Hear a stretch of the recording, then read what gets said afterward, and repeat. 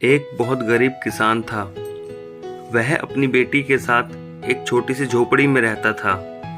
उसके पास खेती करने के लिए इतनी कम जमीन थी कि उसकी फसल को बेचकर उसे बिल्कुल थोड़े से रुपए मिलते थे।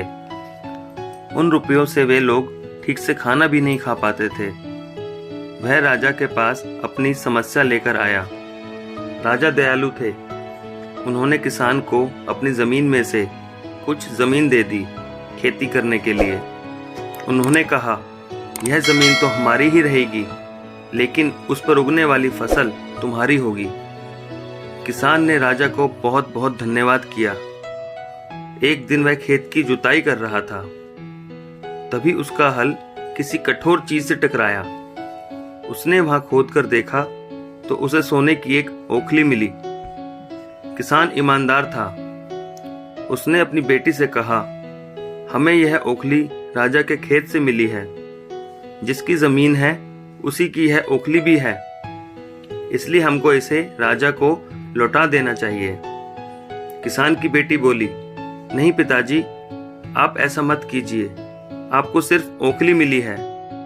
यदि राजा ने आपसे इसकी सोने की मूसल भी मांगी तो आप क्या करेंगे? आप इस ओखली को अपने ही पास रखिए। लेकिन किसान को यह बात ठीक नहीं लगी। वह बोला, जो चीज हमें मिली ही नहीं वह मांगने का राजा को कोई अधिकार नहीं है। वह राजा के पास ओखली लेकर पहुंचा, लेकिन दरबार में ठीक वैसा ही हुआ जैसा कि किसान की बेटी ने सोचा था। राजा ने सोचा कि किसान ने लालचवश मूसल अपने पास रख ली है। किसान बेचारा सोने की मूसल कहां से ला कर देता। नतीजा यह हुआ कि किसान को जेल में डाल दिया गया। जेल में ना उसे ढंग से खाना मिलता था, ना पानी। किसान को ऐसी गलती की सजा दी गई थी जो उसने की ही नहीं थी। वह खाए पिए बिना निढाल हो गया।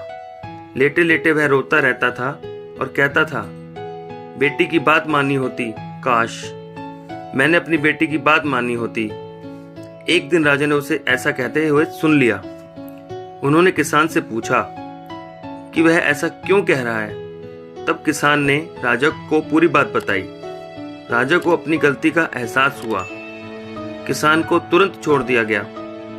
किसान की बेटी को राजा के दरबार में बुलाया गया।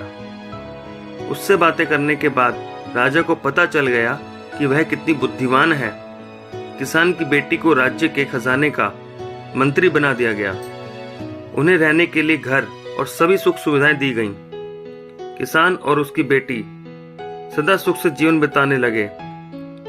किसान को थोड़ा कष्ट जरूर झेलना पड़ा, लेकिन अंत में जीत सच्चाई की हुई। तो दोस्तों, मैं आशा करता हूँ आपको मेरी ये वीडियो बहुत पसंद आई होगी। यह एक शिक्षाप्रद कहानी है, तो प्लीज़ मेरी इस वीडियो को ज़्यादा से ज़्यादा लाइक, शेयर और सब्सक्राइब करना।